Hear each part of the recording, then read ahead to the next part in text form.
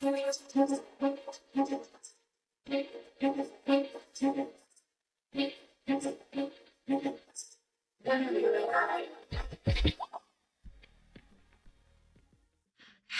ho, everybody. Howdy ho. It's springtime. We're feeling it. Yeah, we're back. This is Softcover Podcast. Woo-hoo.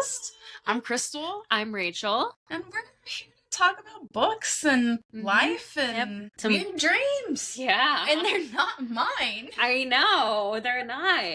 So I've been having some vivid ass dreams lately, which is like not uncommon, but it's been like every night for 2 weeks. Is there something that you think is attributing to these weird dreams, or it just randomly started happening? I think there's a reason behind it, but it's like really woo-woo. Oh gosh. Yeah. What's your woo-woo? So there's this thing called the Schumann resonance that's kind of like the pulse of the earth, and it has like weird spikes, and there's theories behind why that is. Like it's a thing that is actually monitored. Okay. And there's been a lot of really big spikes on it lately, and a lot of people say they have like weird dreams or like they just feel off, things like that. And like I always have very vivid, borderline lucid dreams, and I always remember them. So like that's not unusual. The unusual fact is that it's every single night. Because usually it's like maybe a couple times a week. Yeah. And it's like nothing weird. Like when I get really stressed, I have wave dreams. Yeah. And it's nothing like that. It's just weird things. And then like podcast I'm listening to or like little TikTok videos I'm seeing. There's a lot of synchronicities going on with that. It's kind of weird. I'm like, okay, because I'm not a coincidence person. Like I don't think things just randomly happen like that. Things happen for a reason. Exactly. Like something is trying to tell you something. So it's been weird. I'm not mad. It's like a good weird. But I'm like, okay, this is okay, weird. I hear you, universe. What's going on? Yeah, that's interesting. So dreams, weird dreams. It's just I'm blaming it on the earth. Yeah, something's happening. Something's happening. I don't think it's bad. I don't think it's bad change. Yeah, and I told you that thing that Scorpios are supposed to be going through for the next like 20 years. Yeah,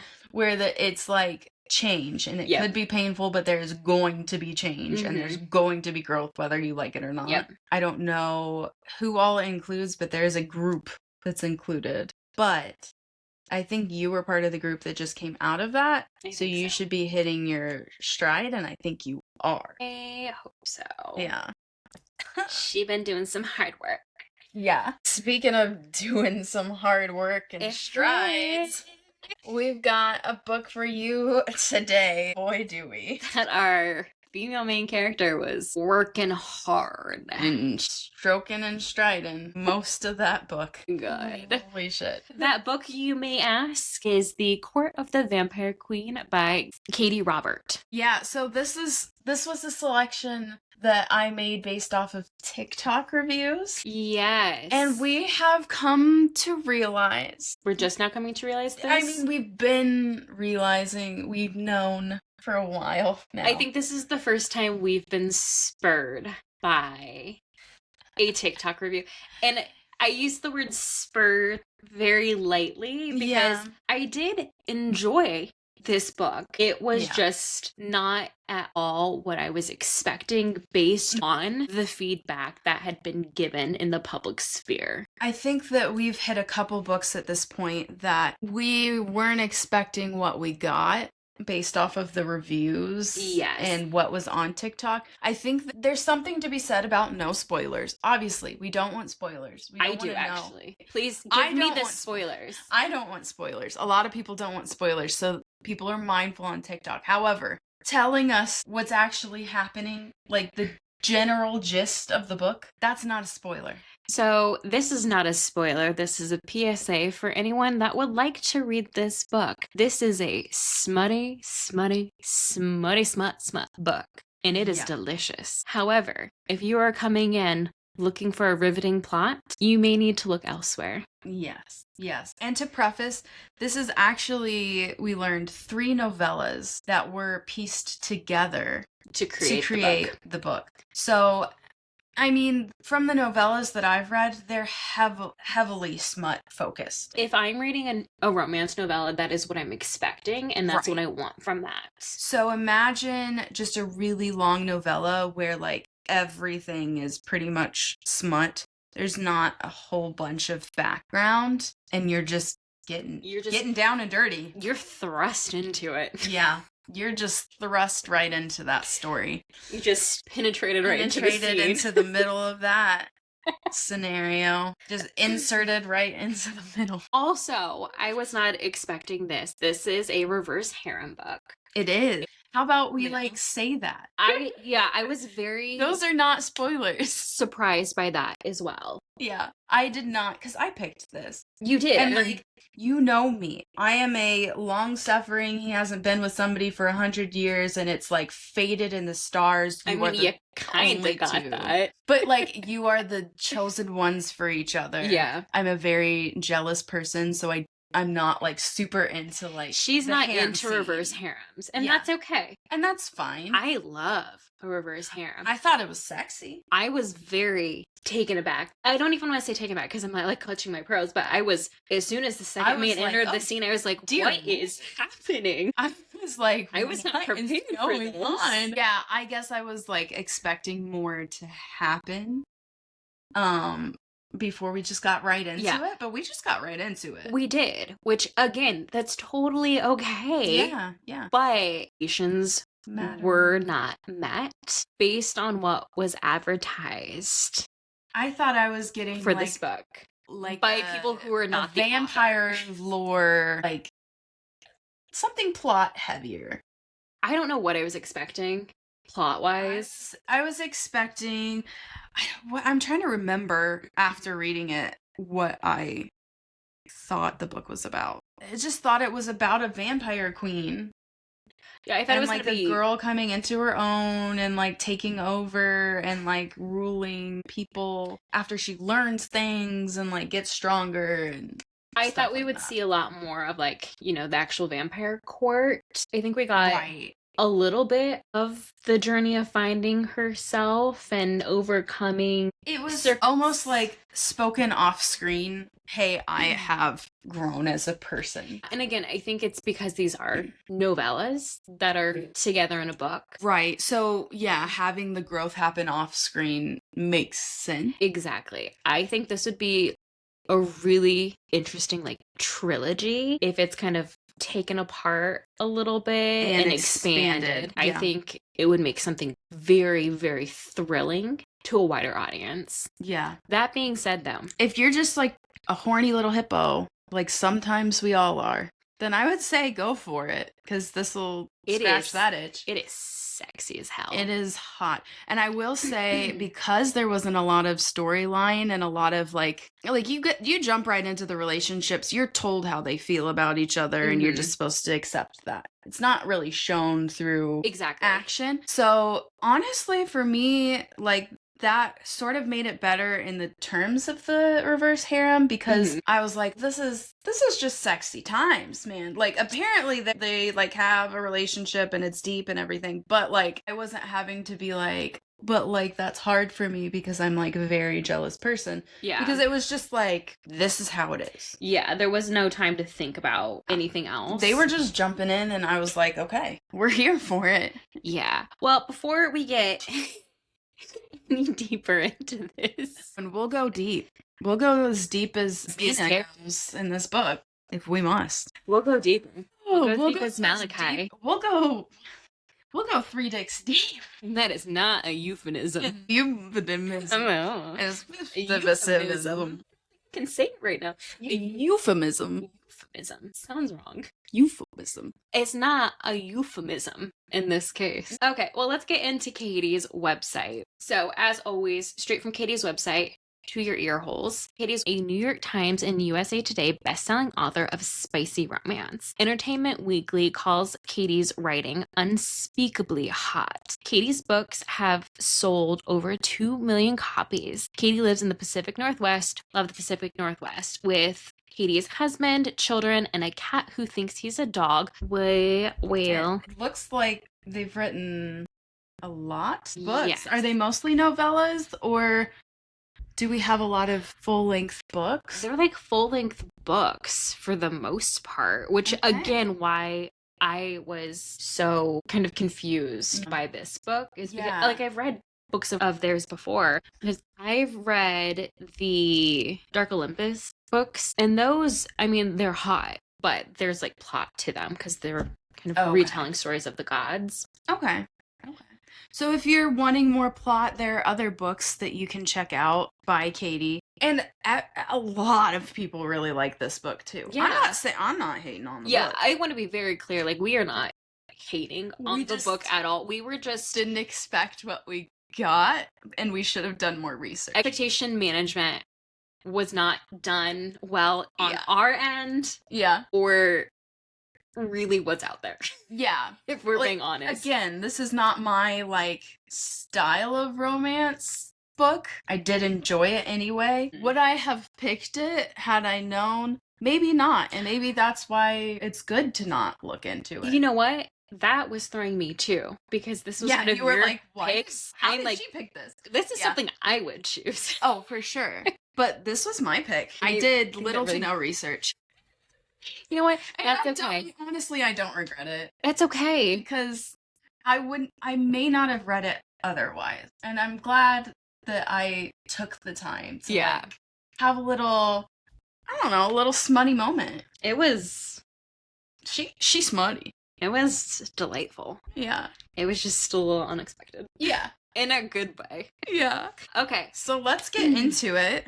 Yes. So I really actually love the way things are broken down on Katee's website, because they have it listed as like the couple, the category type it is, the release date, which is interesting to me because it's, especially with this huge resurgence of the romance genre, I think it's interesting to see when things are published, how it was published, the different tags, the tropes in it, and then of course the content notes. Things we might have looked up prior but didn't. It's fine. If we're being honest, we don't do a ton of research into the books before we read them. Usually we're like, oh, that sounds interesting. And we kind of like to go in blind. I think that gives us better reactions to it. Yeah. And again, it does lend us to reading things that maybe we wouldn't have picked. Exactly. Otherwise. So, yeah. So I like the way that we enter into these books. And if it's something that is, there have been books that we have felt uncomfortable with and we have nixed. But for the most part, it's been fine. Yeah, I rarely put a book down, but there are some things you read and then you just don't admit that you read. Exactly. Exactly. It's locked away in a little treasure trove in my brain. Exactly. And maybe your husband walked in while you were listening to it and he said, "Dear God, what is that?" Which is not his normal reaction, by the way, to most of the books. I feel like, based on what you've made comment on, I feel like he is very supportive. He's very supportive. Oh my gosh. He is one of those guys that if I'm reading it, he'll see what he can do. Books are your friends, dudes. Yeah. Not your enemy. This is a map. Read the right map, though. It's an instruction manual. Yeah. You just gotta read it. Let her give you the map. And it'll be one of her favorite books. Yes, it will be. Okay, so we're just going to run through the tags, the tropes, and the content warnings on this. This is a male, male, male, female book. Sword cross, guarantee, forced proximity, sex magic, blood heals, orgasmic bites, gotta murder, gotta murder up my dad to free my men. Queen me bitch. And that is excellent. I love that so much. The trope is polyam vampire romance, and content notes: dubious consent, blood play, breeding, abusive parent, the father, patricide, pregnancy, blood, gore, murder, explicit sex, vomiting caused by pregnancy, discussions about abortion, abusive parent, father, historical, off-page, blood play, attempted sexual assault, alluded to, non-graphic, and attempted drugging. Yeah. So one thing I will say is I think we both don't vibe very well with dubious consent. I think we like our consent undubious. Pretty clear consent. Or I do. It's complicated. That's fair to say. In books, it's different than like a forced proximity situation, though, in my mind. Because I like forced proximity. They're very different. Because dubious consent is usually something that is established ahead of time. And it bumps up. I just read a book that really, I think, helped me understand it better. Okay. And what is it called? I think it's called like a free use or something. Like, okay. So the character in that book had like a bracelet they would wear, and anytime that bracelet was worn, free game. It was free game. Yeah. Just like across the board. That I'm cool with. And that like butts up against kind of dubious consent. Yeah. But I think it's a really slippery it's slope. a slippery slope. Yeah. And that's why I guess the dubious consent that I'm talking about is more so when one of the characters is saying, I'm gonna do this to you, or I'm doing this to you, you're gonna do this. Yeah. And then the other character says nothing and is like, I'm being forced into this. But I also sort of like it, but it's only in their head, and consent is never technically asked for. Gotcha. But they're like, I'm being forced to do this, and I'm gonna go with it. But I don't think they would necessarily. And actually, I think this is said in the book. Yeah. I don't think they would stop if I did say no. Yeah. That bothers me. That I can agree with. Yeah. That just, it's pretty triggering, I think. It could be very much so. So that is another thing that that's kind of how this book starts out immediately. Yeah. So that definitely threw me for a loop. It wasn't so bad in some of the other books that we've tried, and I don't think we've read a book that really has dubious consent. Yeah. Except for the one that we won't speak of. Yeah, no. Just that one. And it was, I don't even think it was dubious consent. I think it was just dubious. It was all dubious. Yes. So keep that in mind. If that's not your vibe, we're starting out with that with our characters. Yes. So we have 4 main characters in this book. And then a villain. Yes. Yeah. A villain who clearly it's the father is the villain. Obviously. The content warning made that very clear. And anytime there's patricide, he's not a good dude. Let's get into our characters and then we'll get into the story. Yes. So we have Mina. She is our female main character. And she is a half vampire called a dampier. And we're going to touch back to the same topic I touched on last week with Vampire Academy because it keeps coming back up. Yep. That is also a term that is used in that book. Yes. And one of the little nicknames given to Mina kind of threw me off this entire book because it's Little Dampier. Yeah. And that's something that's used in that book. We're going to have to do that soon. Like, we're at least going to have to do the first book. I'm scared to let you read it. Why? Just because it's not very plot heavy, or? Oh, I mean, it is. It's plot heavy. Oh. Then I wouldn't be worried. I don't want you to not like it. Oh. Well, I feel like there's been maybe a couple books that I haven't liked, but for the most part, what you've suggested I've liked. So I wouldn't be too worried. Yeah. Especially if she got plot. She got thick plot. Nothing but plot. Yeah. Then I'm probably going to be very into it. Yeah. But that threw me. This whole book. The nickname. I was like, what? Yeah. I do vibe with the name Mina. I don't know why. I do too. Yeah. It's really cute. And then we have Malachi, which has grown on me a lot in the last couple of years. One of my friends' son has that name. So it's grown on me. And then, of course, Cup. Because I've been trying to think of a nickname for her son. Because all of our other kids have nicknames. And I'm like, what can his be? I'm like, Hi. It's cute. It's cute. But he is a full vampire who is in exile. And then we have Wolf, who, again, another vampire, but he's like a very manly vampire warrior. Like, if you're thinking stereotypical dude, Wolf. Did you listen to this one or I read it. So in the audiobook, he is Irish? Actually, I should look it up. I could see him being Irish. I think maybe Irish. That's hot. Yeah, but he has an accent, and I can't remember. I should listen to that. That'd be an interesting thing to run to. It'd be probably too hard to find. But yes, he does. He has this like sexy European accent. That's how general I'll keep it. I can't remember, honestly. Okay. But yeah, he like sort of saunters in being like this, like, hey, Yeah. kind of guy. Very much so. And then we have Ryland, who, if we're being honest... Ryland. Did I put a D in it? Yeah. But I kept doing that the whole time. I was like, oh yeah, Ryland. And I'm like... Ryland. It should have a D. Then we have Ryland. I mean, he does have a D. He has a D. Anyway. And then we have Ryland, who is giving Edward Cullen. Yes. That's all I could think of. He's a moody, I don't want to be here kind of vampire, but I have like this deep, like... unrequited love for these other two. Because he's in love. The boys have all been together for centuries. So they've been on and off relationships. Malachi and Wolf, they may not see each other for a long time, but when they do, it's like no time has passed and they just like get back together, and it's a sex fest. It is. And that's kind of where we're opening up a little bit into Wolf.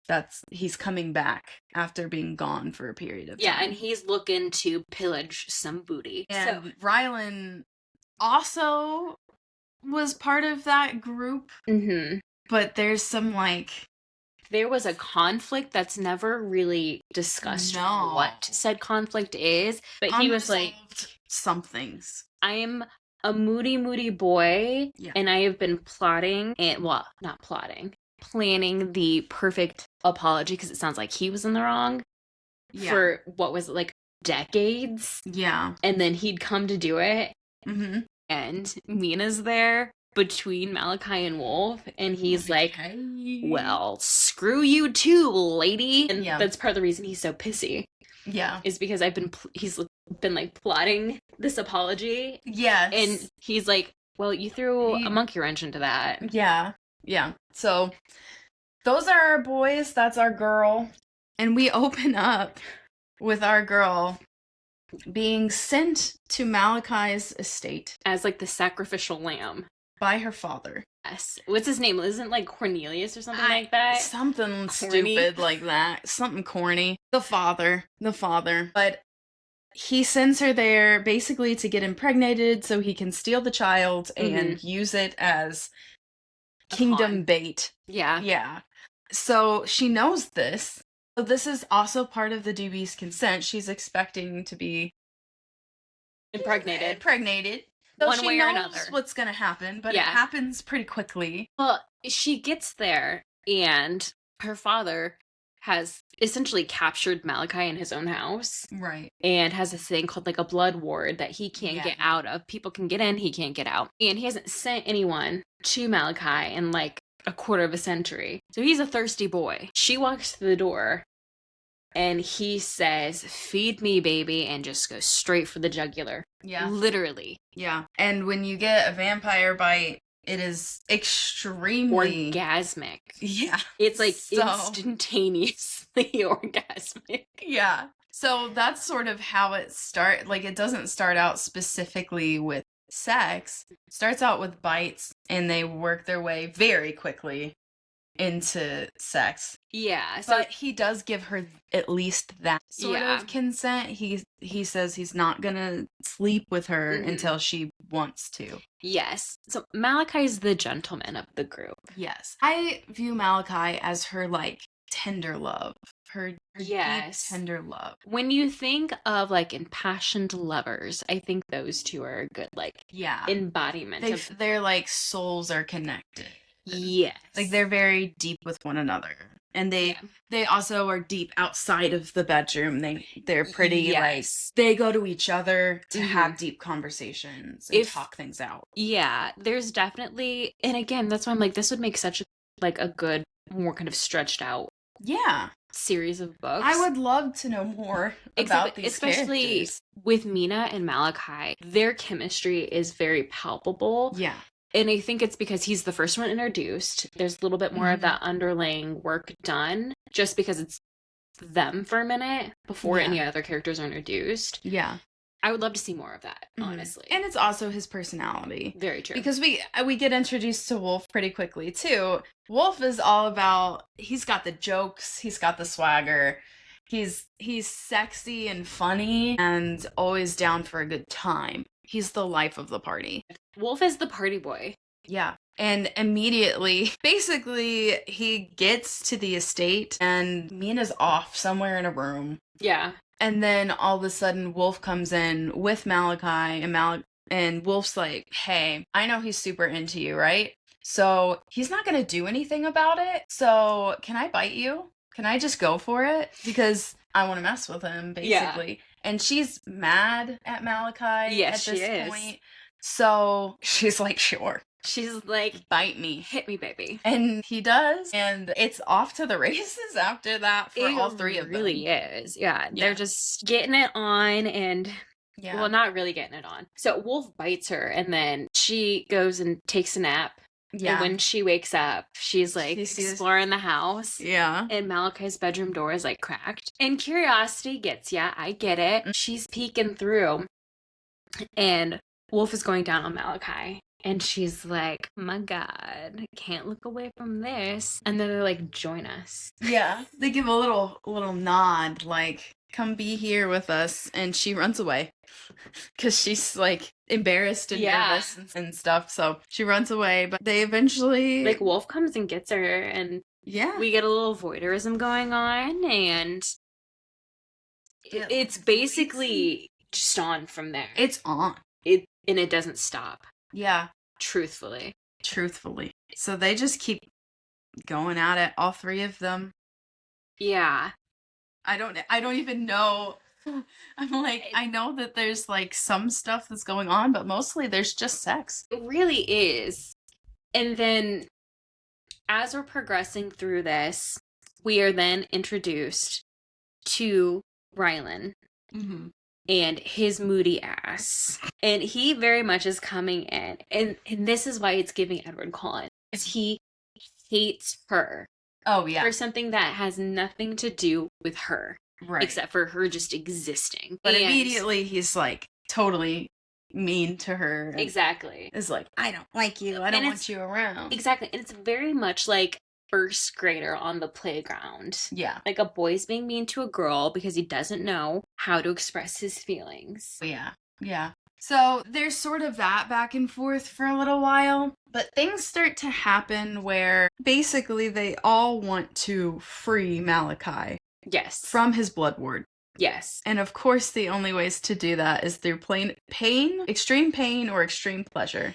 Yes. So which one are they going to choose? Of course, pleasure. But there's also this underlying mystery going on because Mina is half vampire and she assumed half human. Yes. And the Dampiers usually have some sort of magic. Yeah. She does not have any. So she's kind of like the runt of her father's litter. Like she is the sacrificial lamb. He's like, I have no use for you, child.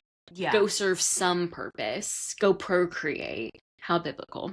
Yeah. And all of the boys are addicted to her blood. Right. And Malachi and Wolf are just like, okay, it's just because we're just like extremely attracted to her. Mm-hmm. Is what it is, not questioning it. But Rylan is like, you're not human. Yeah. He's like, I have my theories, but like... I don't know for sure. You're not half human. He's like, also, you have magic. So us breaking this blood ward is going to be a twofer. One, we're going to break it. Two, we're going to get your magic to come to the surface. Magic, yes. Because it has to happen in extreme situations. Yes. So what's more extreme than a four-way? Nothing. A four-way with blood. With blood. Vampire bites. Oh my gosh. That's the part that made me a little nauseous. The amount of blood they roll around in, I can't do it. Okay, so, question. Yes. Nick was a vampire. Yeah. Would you be okay with it? I feel like that's a question that I can not answer. And we'll never have to. I was going to propose it a different way, but I think that's the best way to propose it. I know, like, sure, bite me, whatever. But do I want to roll around in our blood? No, I really don't. But, like, what if it got you going? In what world? This world. Yeah, not my world. The smell alone, no. The sight of it, first of all, Nick does not like the sight of blood. Well, he's a vampire in this, so he would love the sight of blood. But I feel like he wouldn't want to roll around in it. I think he would want to drink it and conserve it. I don't think it would be... Exactly. Exactly. Why are we wasting all of this blood? We could be rolling around in other things that are more pleasant. Exactly. So no, I think no. Sure, he can drink from me, but we're going to use our blood responsibly. Please drink responsibly. Yes. Everybody drink responsibly. But yes, that made me really nauseous. I was like, I don't like that part. But they do. There's a lot of blood going on, rolling around in it. There's a lot of sex having. They have like the pinnacle Omega O, where everybody... I love that the arms got involved. The O. It's like the O. It's like the, I don't know. I imagine a triangle and she's in the middle and everybody's going at it. And then they all start floating. It's called the Eiffel Tower. But there are 3 on the outside. And 1 in the middle. Oh my god. Because she's like, we're almost there. All my holes. But anyway, there's, the Omega O is what I'm calling it. The big O. That's what it's already called. Whatever. I know it's called the big O. But there's a major point of ecstasy. And they all start floating in the air. It's the supernatural O. Yeah. And then they stop floating after she comes out of it. And then they're like, oh, you're an angel. She's like, thank you.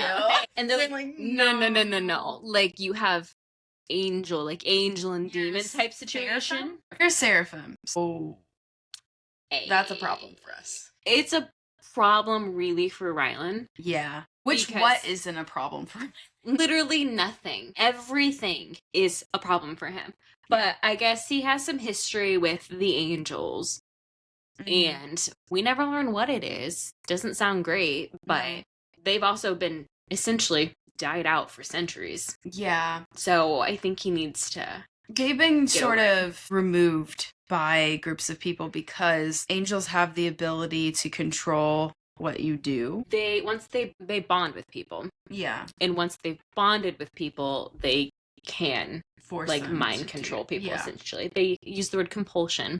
Yeah. I thought vampires did compulsion. I thought it was like a standard vampire thing. Yeah. But I mean, and I thought she was worried that they were going to do that to her. So I'm like, why can you compulse people, but the angel can't?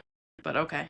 Double standards. Yeah. What's new? Man. But yeah, so they are essentially on the run now because once the war with the supernatural that just happened, it bonded them all. It did bond them all, but it broke the ward too. Yes. And her corny father, I forget what his name is, but I'm just gonna call him that now. Probably Cornelius. I swear it's Corny Cornelius, but Corny Man felt that and sent his soldiers. So like, we got to go. So they're on the run now, beat bopping from property to property, not staying too long, but long enough to get it on. Yeah.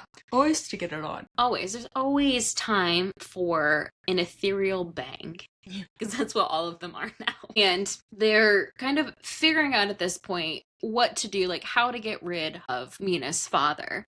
And she's like, well, I have to be named an heir, and to be named an heir, I have to have a baby. So y'all need to get me pregnant now. So she's like, impregnate me, boys. And they do. And we don't know who actually ends up being the one that did, right? No, which, again, pretty normal in these situations. Right. Not anything to be upset about. It doesn't matter to no one cares. No one cares. But this is all happening while they're still on the run.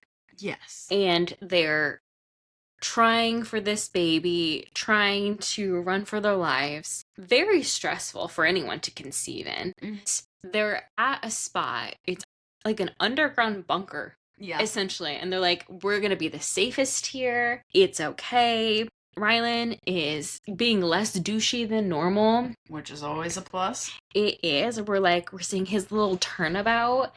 And then her father's soldiers get into the underground bunker and snatch those boys. Snatched. But forethinking on the boys' part, they put her into what I interpreted as like a safe room.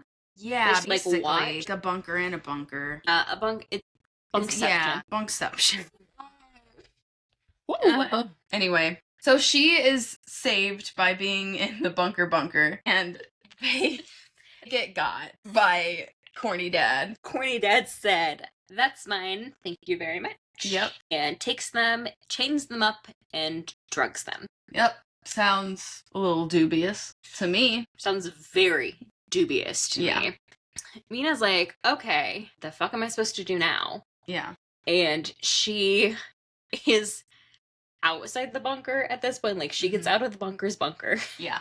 Out of the bunker itself. And she meets a girl named Grace. Mm-hmm. This all, again, I'm like, I need context, because I was like, who the hell is Grace? You know, I'm like, I want this to be a more expanded series. Yeah. There are books after this in this series, but I want more expansion on these. Yeah, I kept thinking I was missing stuff, and I don't think I was. No. I think it just wasn't there. And again, I think... And it could be, easily. The hard thing to keep in mind is that, like, these are novellas and it makes sense for a novella. But because we're reading it as a novel, it was like, wow. It was, wait, who is this? Yeah. Anyways, so Grace is a human monster hunter. She comes from, like, a long, prestigious lineage of monster hunters that also help monsters. Yes. So Grace is like, girl, I'll help you get your mans back. You don't think it's going to work because I know your dad. He's a piece of shit. Yeah. I don't think it's going to work, but we can always try. I'll help you. And they're beep-bopping along to a hotel. Yeah. And Mina's not feeling great. Yes. And she starts getting the sickies. Yeah, she's got a little flip-floppy tummy going on. So she's like, stop the car, Grace. Gotta go yak in a bush. Don't we all? We've all been there. We've all been there. And Grace is like, what, are you, like, pregnant or something? And as she's throwing up into the bush, she's like, I'm probably pregnant. Am I? Yeah. You know what? Yeah, I am. I don't know what kind of pregnancy test an angel vampire takes, but that's not for me to figure out. I don't know either, because what is it, your HGC? Is that what it is? Don't ask me. Whatever know. The hormone that is present in your pee when you were pregnant, I'm not sure is relevant here. Yeah. So how do you figure that out? I don't know. But she does. She figures out she's pregnant. I mean, I feel like you're trying to conceive and then you're showing signs of pregnancy. You're like, okay, yeah. I'm pregnant. Probably pregnant. You know, on my period. Throwing up. Very emotional. Probably pregnant. Yeah.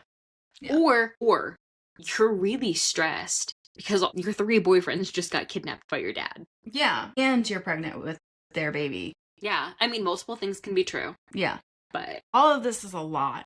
And you know what's even more a lot? Adding a demon on top of all of this. Oh my god, yes. Which, first of all, can we talk about the demon? Because I'm most attracted to the demon. Well, also, can we talk about the fact that it is Azazel, who is like a demon prince? Yeah. If we're looking at, like, Lord mythology, he's a demon prince. Yeah. And he's hot.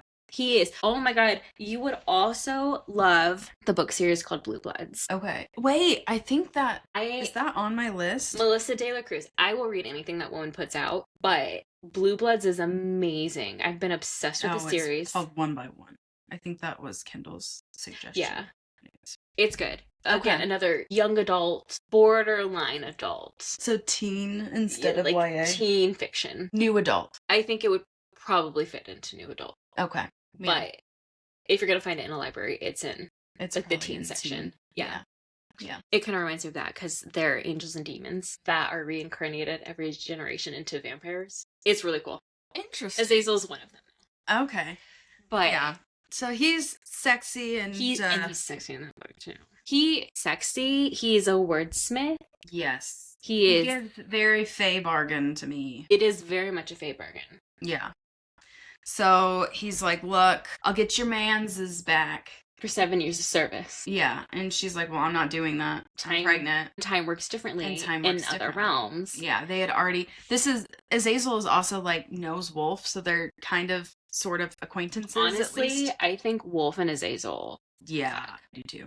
I do too.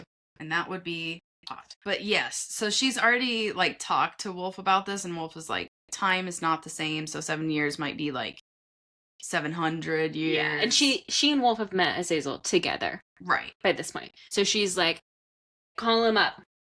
Yep. Bring my demon friend. We gotta do this. So he's like, yeah. And she says, I'm not doing that. And then Grace is like, I've got beef. She's like, I got big beef with Azazel. I'm coming. I'll take the 7 years. That's fine. Yeah. Let our menses go, and I'm going with you, and we'll be having words for the next 7 years, quote unquote. Anyways, Grace is gonna go with Azazel, and he's like, just because I'm nice, I'm a nice demon. I'm also gonna take your morning sickness away. Yes. Which is basically her, like, getting all of her power, like, taken from her. The baby is sucking all of the power. Sucking it all out. So he stops that from happening. She feels immediately better. She does. He puts a little protection shield around the baby for both the baby and mom. Yeah. He's like, best of luck. And she's like, well, can I know where they are or what I can do to get back? And he's like, don't test me, sweetie. He's like, you won't catch these hands. Yeah. I already made you not morning sick, so he's like, I've already done more than enough. You've got this. You figure it out. I gotta go deal with this mouthy human. Yeah. So she goes and she finds her mans. She does. I don't even remember how she does it. She saves... He transports her to where they are. Yes, and then transports them out. He really does. Azazel does all of the heavy lifting. Yeah, he does. Honestly. Yeah. So... they are transported to not that far out of the compound. So boys are drugged. She's weak because she can't keep anything down. And turns out the baby only wants blood. She had no way of getting it. So she's weakened by that. And they're like hobbling away as fast as they can to get to safer grounds and like regroup. And all the boys at this point learn that she's pregnant. Right. Because she was able to, again, Vampire Academy, communicate with them in a dream state, and she had told Wolf that she was pregnant by accident. Yeah. I'm assuming they all knew at that point, because they seemed like a little group of gossips. Yeah. But there are not a lot of secrets in that group. No, which I don't know how there would be. No. 1, they're bonded. Yeah. 2, what else? I mean, outside of sex, what else are you doing? Yeah, you share a lot of things, so. Yeah. So they get back together, everybody's happy, sex, and then they're like, we need to take down Corny Dad. Yes, we do. And how do we do that? We have to get in contact with Wolf's estranged sister. Yeah. Why are they estranged? Well, because the sister set him on fire 50 years ago. And he's a little mad. He's a little mad. Justifiably so. But she, like, shows up soccer mom style. She really does. She looks like a little suburban mom. Kind of expected her to have a little minivan or Subaru. Yeah. She doesn't. One of those sweaters tied over her shoulder. Yeah. Yeah. I guess she's, though, like an expert marksman. Yes. And that's what they needed, because her dad, Corny Dad, is, like, superior in compulsion. Yeah. And all he has to do is, like, speak, and his will is done. His will's done. And they're like, we need to take out his vocal cords so that he can't speak. Yeah. And so Mina can then, like, kill him in, like, the 30 seconds it'll take for his body to heal itself. So they got a good plan. And they go, Mina's like talking to him. He's like, I'm gonna talk shit to you because you're a little bitch. And she's like, try to speak now, bitch. And then they take his throat out. They get in a little tussle. Corny Dad and Mina get in a little tussle, but Mina does what she has to do. And they, like, planned it so it was kind of public. Yeah. Because they're like, it has to be a show of power. Right. And he doesn't know that she has power because he thinks that she's, like, half human. Yeah, I think at this point, because of, like, the energy markers when the words broke, he's like, she's got power, but they don't know to what extent. Yeah. So he dies. She's like, I'm your queen now. Go home, and I'll deal with you tomorrow. And then they get a large bed, and they fuck in it. And then we jump to 4 years later. And she's been queen of the vampire court. Mm-hmm. They had one child, and then they just had twins not that long ago. Yep. They're just running around. The babies are throwing fireballs in the house. And they're just one big happy family. The only request for helping that Wolf's sister had was to come visit the baby. She does. At some point. And at this 4 year later mark is when she calls that in. Yeah. And that's how this book ends. Yeah. That the sister is coming to visit. And they're like, shit. The end. It's a very interesting book. Very interesting. I did enjoy it. I did. I had a good time. Yeah. It's just, it is a smutty book. And I just want to make sure that everyone knows that going into it. Oh, because we were not under that impression going into it. No. Is that our own fault? Yes. I think for the most, is it our for the most part. Sure. Is it also TikTok's fault? Absolutely. But I digress. I am an adult. There is such a thing as free will and the internet. Yes. So let's get into some reviews. It is an overall 3.29 on Storygraph. Yes. I'm not surprised that it is that low. I'm not because there's a lot missing, and I'm guessing not everyone knows that these are like 3 novellas put together.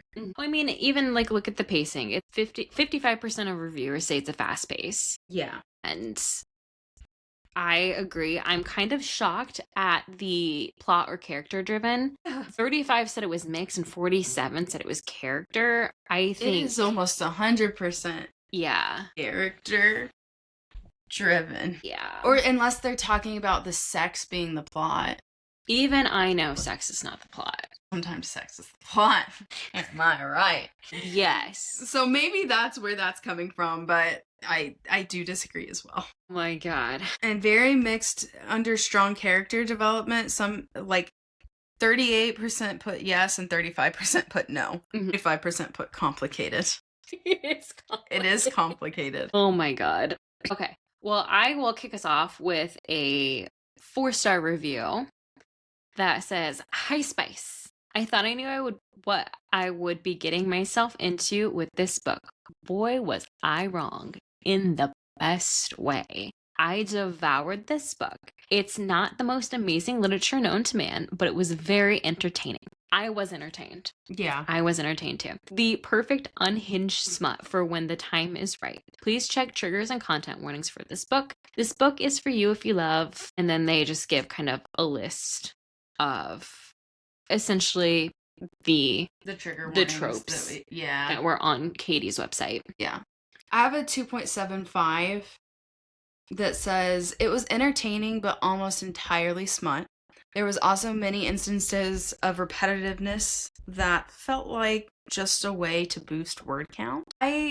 So we were going to make this a 2-part episode before we knew what was going into it based on the length. Yes. And as Rachel pointed out today, length doesn't mean, like, word count doesn't mean that there's a bunch to talk about. Yeah, it doesn't happen to us often. Usually, if we haven't read the book, we're like, this is a long book, we can probably split it into 2 episodes. Yeah. But I think it's only happened one other time where that's happened. Right. It's not impossible for that to happen, but yeah, just because there's a lot of words doesn't mean that there's a lot of substance to the plot. Yeah. Or a lot to dive into. So I think it's really funny that this 3.75 star review is what Crystal said not that long ago. Sex is the plot, and the plot is sex. Yeah. With an exclamation point. Yeah. And then a lot of these, somebody put a 5-star and said, "The book is stupidly good. The whole why choose thing was good, super spicy, but the fact that they had to break the ward by making Mina orgasm had me dying. The plot was okay. Spice was way better than the plot. The guys were delicious, and Mina turned into a decent FMC. Solid read for the most part. Loved the book despite being really dumb sometimes." And it's still a 5-star, proving that you can read a dumb book and still enjoy it. And also, there were points where they're like, yeah, this was dumb. Yeah, the plot wasn't quite there. Was I supposed to laugh at the fact that they're doing like an omega orgasm to get her to reveal her powers? Probably not, but did I laugh? A little bit, yeah. Yes. I think this book is also like the definition of reading for pleasure. Yeah. Like, here's the thing. People read for all kinds of reasons. Not all of them are to learn something or to explore something new. Some of them are just to have fun and escape in whatever way you deem fit. Yeah. So I think we should leave it there. Yeah. Next week, we are taking a departure from the sexy, spicy smut. We are taking a 180. Yes. 360-degree twist. Yes. Slap it. Pop it. Twist it. Throw it in the woods. We're going to read from one of my favorite authors, John Green, An Abundance of Catherines. This is one of the more lighthearted John Green books. Is it going to make me cry? I don't think so. Okay. I don't want to cry right now. The premise is dating a bunch of girls named Catherine. You know what's funny is I didn't date a bunch of girls named Catherine. Okay. But in my 9th grade English class, there were a bunch of Caitlins. Yeah. An abundance of Caitlins, if you were. There were 8 in a class of 20. Yes. So that's that's the vibe.